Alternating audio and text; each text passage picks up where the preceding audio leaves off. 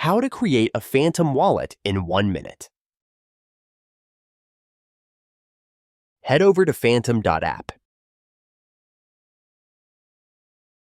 and click on Download for Chrome.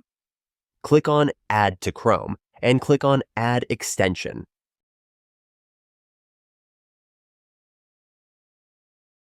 Open the Phantom Wallet extension and click on Create a new wallet.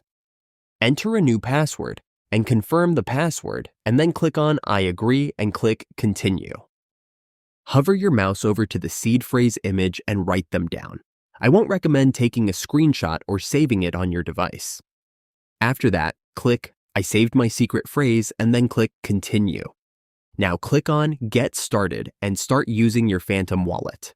If you've watched till the end, here's a bonus safety tip for you. Never share your recovery phrase or seed phrase to anyone.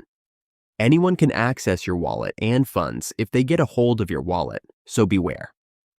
Never connect your Phantom wallet to unknown sites or dApps. Stay safe and don't forget to subscribe.